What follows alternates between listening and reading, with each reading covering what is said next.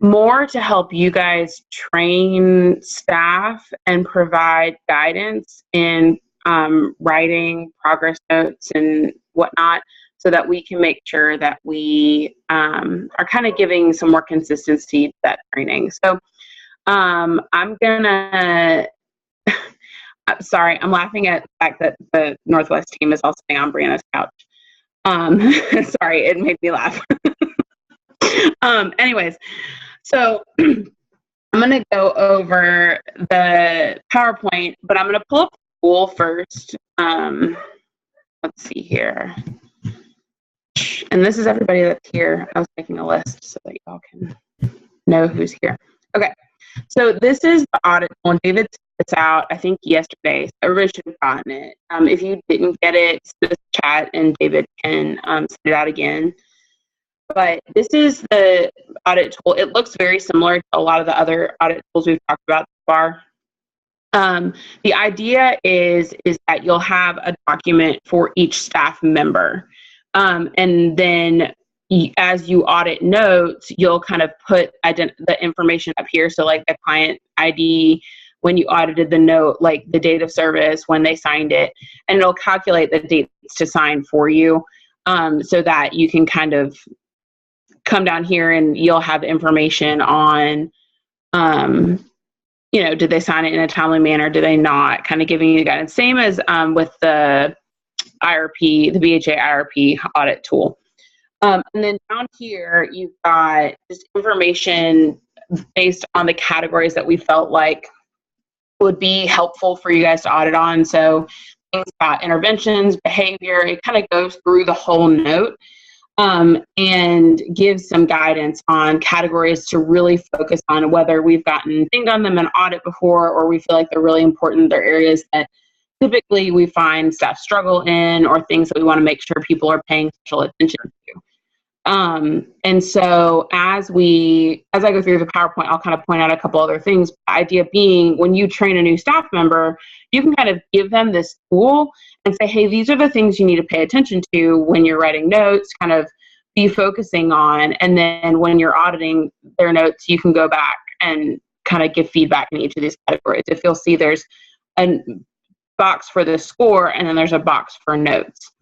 And the scores are done in like 0 to 1 score, like they either have it or they don't. Does that make sense?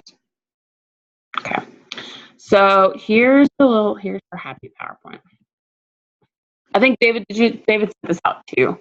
So the idea here, it's a tool used for managers, team leads, those training new staff. We want to support some movement towards standardized expectations for burp note writing. The idea being is that, we all have our unique way of writing notes, which isn't necessarily wrong. And there still is freedom for individuality in the notes. We all have our different style of writing. We all have our different style of documentation. And there's pieces of that are totally fine and not going to be affected by this audit tool. But there are some things that need to be standardized, and those are the things that are emphasized here. It does provide some guidance for training new staff, what to look for, what to provide feedback, and then gives it for the new staff themselves. Like I mentioned before, you can kind of give these key categories to your new staff as you're training them and say, hey, when you're kind of writing through your note, hit on these things, make sure that you're paying attention to them. And as a side note, I can't see everybody, so if y'all have questions, either please just talk over me or say something in the chat and I'll pay attention to it. Yeah, and I'll try to keep track too as questions pop up. Thank you, David. Like I said, as far as mechanics for this audit tool, we want you to have one document per staff member. That way it can kind of be a historical document.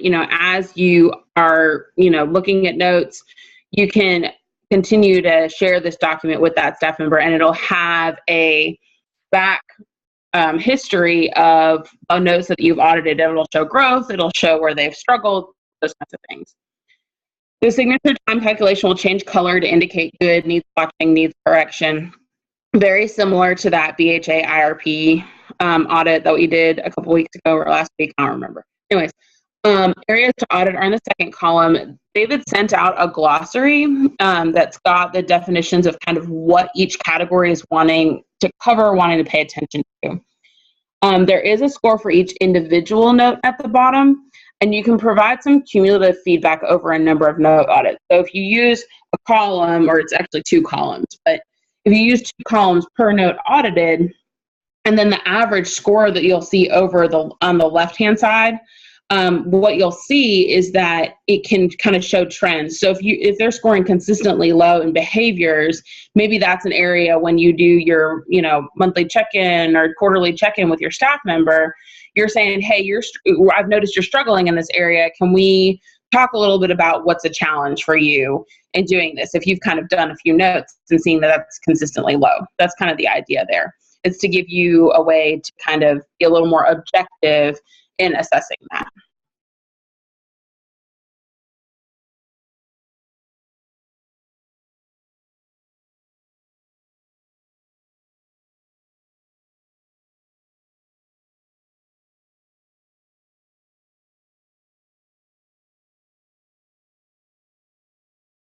IRP.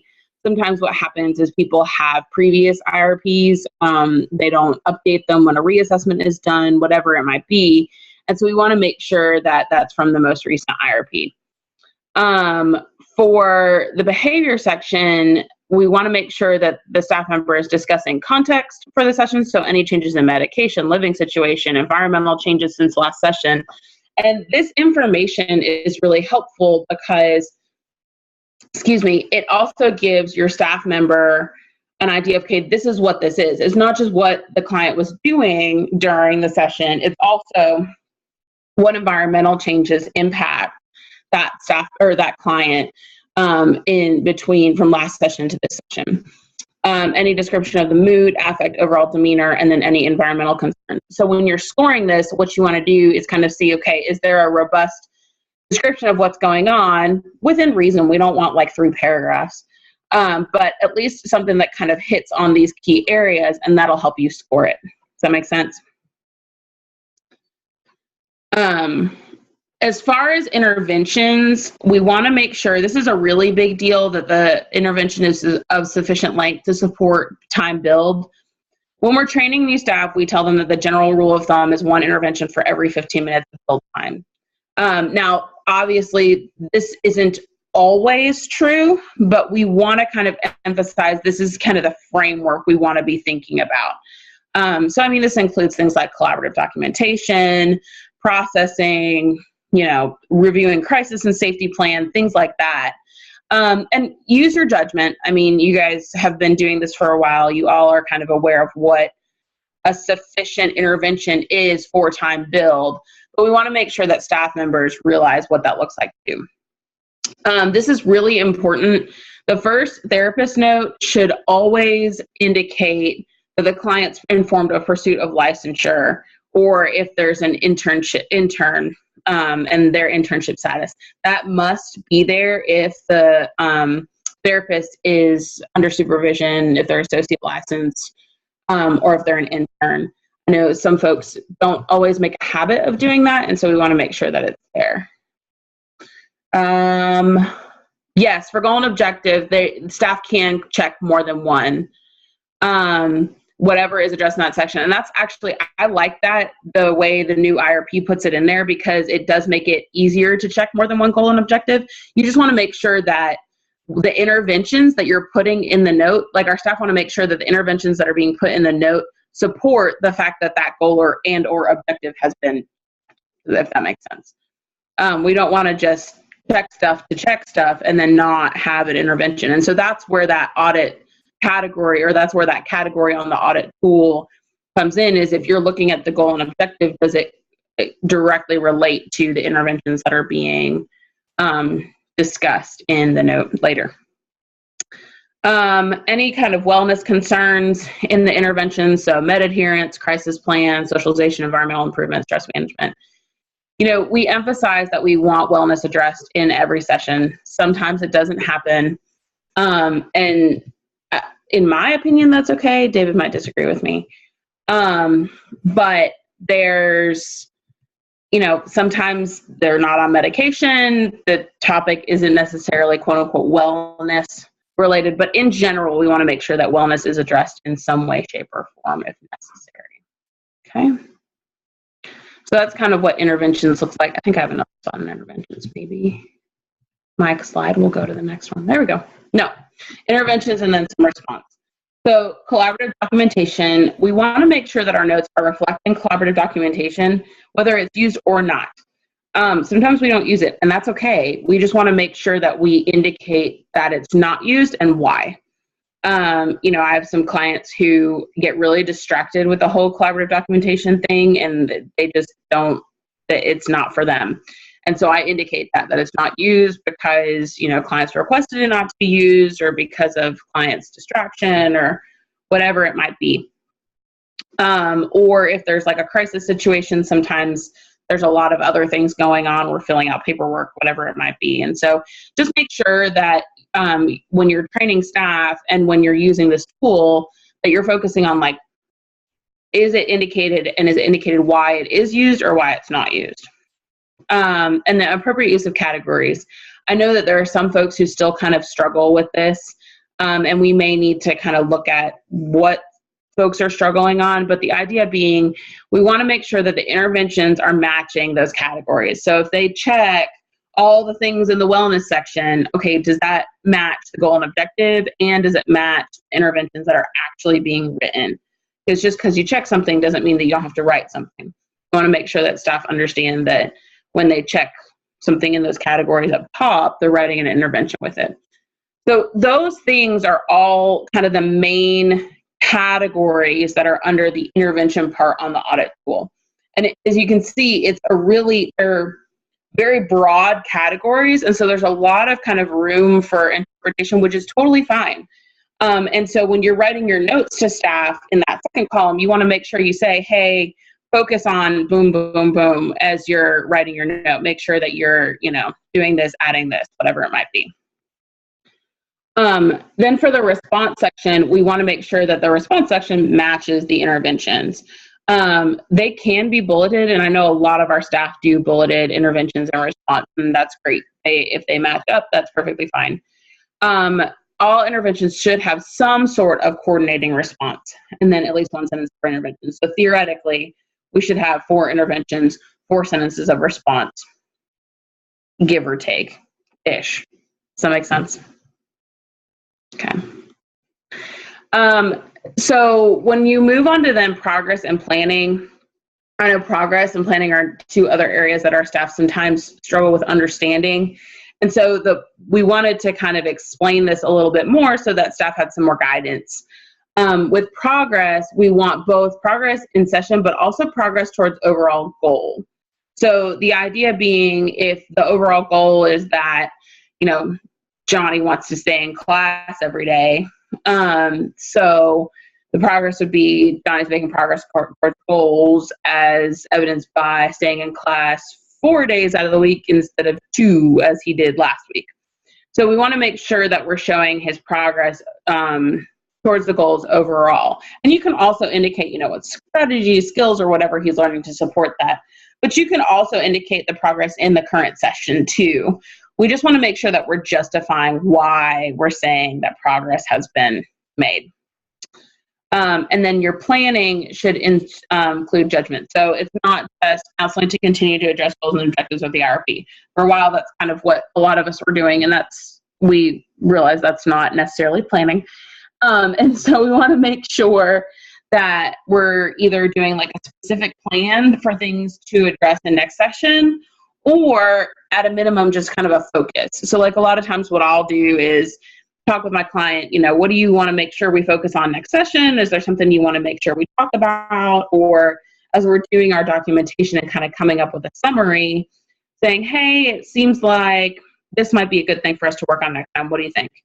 And so I'll just put it in a sentence, focus of next section will be on more skills to deal with anxiety, or focus of next section will be on processing grief, whatever it might be, just to kind of give some direction. That also helps me to remember, because sometimes it's hard to remember from one to the next. And so as we're training our staff, we can kind of guide them and helping them to understand this is kind of what we're thinking about when we're doing planning for the next session. It doesn't have to be a full lesson plan. It can be just some guidance for what to focus on in next session. Okay? All right. So those are the highlights of the tool. Let me see what we've got. Good responses look for when collaborative documentation is used, Catherine asks. So one thing a lot of times will be like client engaged in reviewing session. He, summarized that session, discussed, boom, boom, and boom. When I kind of write it, I'll say, Stevie said he learned to deal with his anger better in session, and he feels like he's doing better talking about his stress or whatever it might be. It's just kind of the idea of you saying, when asked to summarize session, what did your client say? There's another thing too. Some people do more concurrent type documentation where they kind of do a couple sentences before moving on to the next intervention. Just make sure that as you're collaboratively documenting, it doesn't necessarily have to say client collaboratively documented with therapist and blah, blah, blah, blah, blah. If you're using quotes, if you're using, things that your client indicates, stuff like that, that indicates collaborative documentation. They're things that they're kind of doing with you. That makes sense. So, oops, I hit the wrong button, y'all. Yeah. David, that's true too. The response kind of depends on how the intervention was written. If your intervention was collaborative documentation used to summarize session, then it's going to be a summary. If your intervention was collaborative documentation used throughout session to maintain client focus, then your interventions might use a little bit different. Or to actively engage the client in the process of discussing things, whatever it might be. It kind of looks a little different depending on how you document the intervention. Good point, David. Okay, does that help, Catherine? Yeah, awesome. Okay, so we have a couple of things. As we develop this tool, like we said, it's not something that it's like you're gonna get it from Samantha or me or David. This is more a team level tool. And so we kind of discussed some suggested minimum standards and recommendations. So all new staff are on second signature for their notes. That's company-wide. We do that for everybody.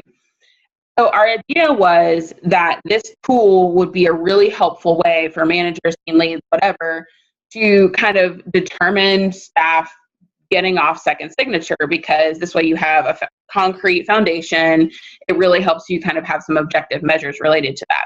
And so we strongly recommend that all new staff be audited using this tool for the first 30 days of employment. And the frequency to which you use it is kind of up to you. But we also recommend that 10 consecutive scores of 90 or higher would relieve a staff member of second signature. So as you're auditing their notes, and we have this discussion that, staff members, when they first come on, they don't have 30 clients on their caseload. Some do, but they're not seeing 30 clients in a week. And so they're probably kind of ramping up to seeing a few more. So it's not like you're going to be doing 30 of these every week for any given new staff. You might be doing 5 and then 7 and then 10. It's going to kind of gradually go up as staff members are scheduling and getting more comfortable with it. And so what we suggest is that after 10 consecutive scores of 90 or higher on their notes, then they can move on to second signature, or move off a second signature. This kind of gives you guys a foundation to say, this is how well you're doing. You're ready to move on. We do require, or I don't want to say require, but very, very, very, very, very, very, very strongly recommend, suggest, ask, whatever words you would like me to use there, for you to audit one progress note per staff member per month. And I think most teams do this anyways. But the idea being is that this way we're kind of doing some quality assurance, quality control, making sure that our staff members aren't slacking. I know it, every now and then it happens. We kind of forget, oh yeah, I've got to do all of these things. And so it's good to kind of have some accountability. We must include timelines for signature in the scoring. So, if they didn't sign their note for 10 days, we need to indicate that. And then use one document per staff member. We talked about that. Couple things. The tool can be shared with staff members as part of the onboarding process to kind of help them train in note writing. It can be used with the staff during individual meetings to address strengths and areas of growth. So when you guys are meeting one-on-one with your staff members, this can be a great tool to use with them. Consider a strategy for managing audits. So we don't want you guys to say, all right, I'm going to audit every note for every staff member every time. That doesn't make sense. But consider your capacity. Is this something as managers you guys need to delegate to the lead and say, okay, for your staff members, you need to be looking at one note each month?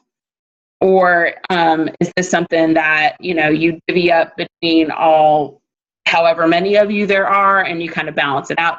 Whatever it needs to be, consider your strategy. How are you going to manage that we don't want it to be overwhelming. We want this tool to be something that can actually help you guys take some of the guesswork out of doing audits on notes and reviewing notes and things like that. And then if needed, the audit documentation can be used to support a PIP or their performance evaluation. And so we want to make sure too that staff are having consistent feedback with that.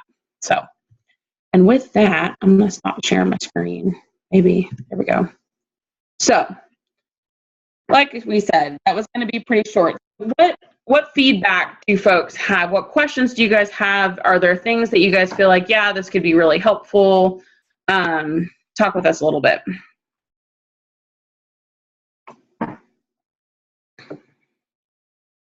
Everybody's got blank stares. I think it's great. I think it's good for team leads, for performance evaluations, for a lot. And honestly, like we were just talking about the fact that what a note looks like, but you've never been trained specifically bit by bit of what to look for when your second signature and and now you have specific guidelines. Like you think that but this covers everything that you maybe didn't. And also takes any excuse away from saying that you didn't. Yeah. Yeah, it's kind of like we've, been coming along. We kind of have the data to show proof of, how well they're doing, where they can improve, rather than just basing it off of perception and, thinking they're doing okay or whatever, kind of like what Jenny was saying, it kind of provides a foundation for, where to go and how to get better. Good. Well, and Jennifer said that it's helpful because it kind of she's trying to wing it, reviewing these staff notes, and it's to have something specific. And I think that was really our idea. We wanted to give you guys some foundations. We don't want it to be so specific that you can't tweak it and discuss with staff members where there are areas of struggle or whatever it might be. There's obviously room for interpretation, and we didn't want it to be so specific that it excluded CSS or therapists or whatever it might be. It's broad enough that it can be used for any level of staff member. And so our hope is that it is exactly what you guys are talking about, is for teaching staff and giving you guys a foundation to kind of take some of the guesswork out of those second signature audit. So Randy's echoing. Okay, I'm going to be on Jenny's phone or computer. I think I saw Jennifer note something about a helpful outline for staff as well. I wonder if we have a more friendly to the eye, something we could provide with staff, just an outline saying, here's the things that we're looking for and scoring you on. I did not open up the attachments from the previous email. Maybe that's already in there. But I think that could be helpful in providing upfront to staff as well. Here's the, not necessarily the spreadsheet that can be very overwhelming to people, but here is what we'll specifically be looking for. Watch it. Christine's going to create it right now. I see it. No, the glossary, I think, addresses that. David, if you'll pull up the glossary, can you do that? Mm-hmm. Like I said, I totally didn't open it, so it may already be there. I think that would be a good thing. This is kind of the glossary, and so it like outlines each section, and it's very similar to the PowerPoint. Yeah, Shocker, I developed the PowerPoint from the glossary. But I think this kind of really bullets and explains each section, and I think this to me is what staff members need to get when we're going through notes. It gives them room to kind of edit things, write in their notes of whatever. I don't know. That's my 2 cents. Yeah, I think that'll be good. And that may be tweaked from region to region as you guys. Please share as you guys start implementing this. Like, think about different ways, like Christine said, you can implement it. And let's share with the team what we're doing. Again, this isn't to make work harder. It's to work smarter, not harder, as Christine would say. Yes. Always work smarter, not harder. And I don't think I mentioned this at the beginning. Samantha put this tool together, and it pretty much reflects what she looks at in chart audits when she's looking at progress notes. It just sort of expands that a little bit. Am I correct in saying that, Samantha? Yes. Okay. Yeah, so, I mean, it kind of gives you an idea of, when Samantha audits a chart, what kinds of things she's looking for, but it extends, it sort of extends the audit process beyond what Samantha can do all by herself. Since she's only getting to probably 30 charts in a month, which isn't a huge amount when you think of the number of clients that we have. So this gives you guys a way to look at that stuff in more minute detail, I suppose. And I did want to throw out something just on the collaborative documentation piece, just because that just I don't know, that just seems to be an ongoing area of confusion, and I think this is a great place to maybe emphasize again. When we talk about collaborative documentation, and we're looking for evidence of collaborative documentation in a note, really what we've kind of settled on that seems like the best way to do that is to look at collaborative documentation as an intervention. And so, things like reviewed and documented with the client their progress to date. That's a very clear evidence of collaborative documentation. And, your response to that is client readily engaged and indicates, they've made progress in this area, this area, this area. Or the example that Christine used about reviewing the session, reviewed and documented today's session with the client to, to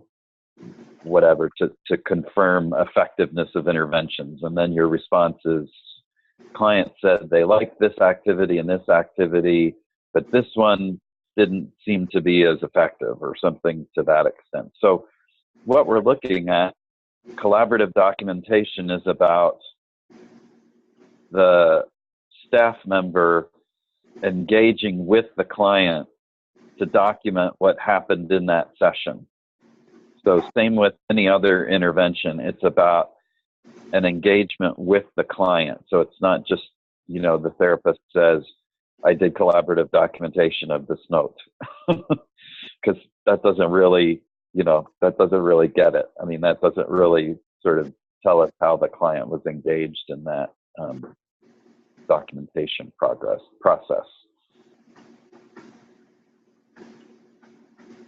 I'm surprised. I thought there would be more questions about this one.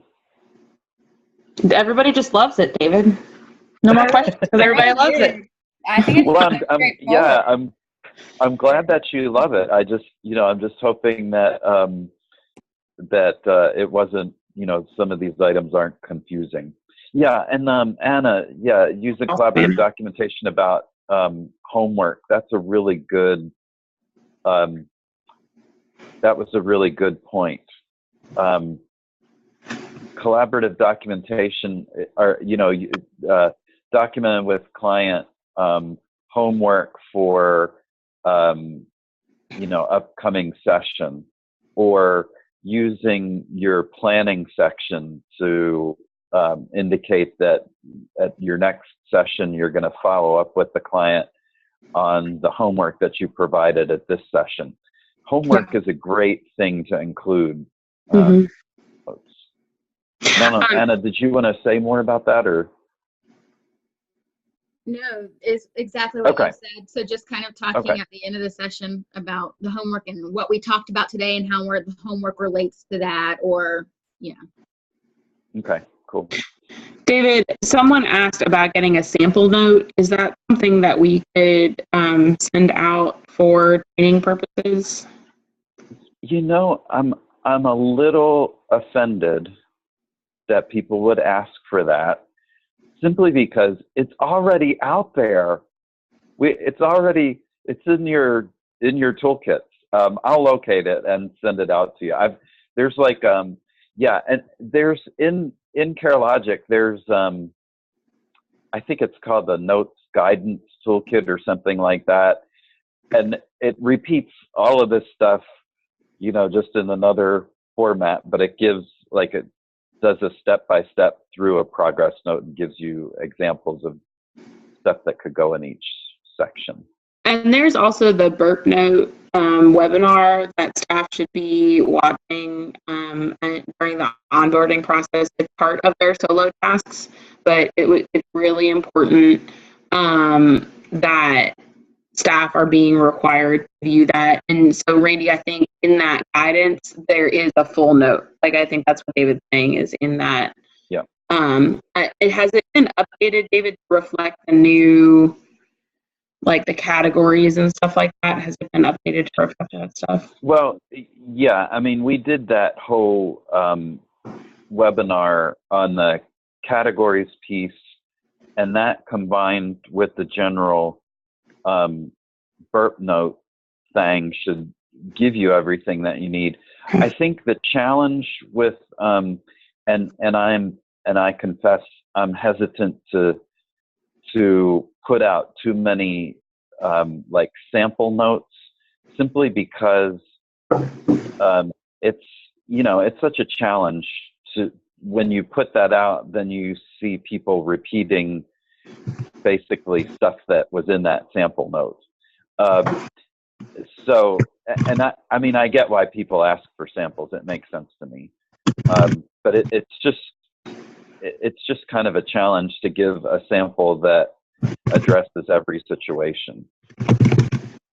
So I can certainly, I'll when I email out the follow-up from today, I can link you to all the various pieces of stuff that we have on progress notes and CareLogic, although I shouldn't really have to. But you're going to help, and we're going to connect everyone to the resources that we have available. Yes. Absolutely. And I think we forget sometimes that those resources are there. And so we're gonna try to remind you guys of the resources that are available, so that staff are getting the best support that we can give them. Yeah, and this progress note audit tool that we're introducing today doesn't introduce anything new about doing progress notes. Mm-mm. This is just a way for you to sort of see if people are getting it. They're getting the progress note information that you've provided to them. So it's nothing new. And as you guys use it, if you find things that you're like, hey, this is more helpful than this. Hey, we feel like this should be added. Just update it, because with this being new, there's probably things that need to be, shifted and changed. And so we'll kind of get that list and we'll, do a bunch of updates at once if they're needed, and get you guys out a new tool. So just keep us updated for what you guys find helpful or not helpful. Okay. All right. Anything else?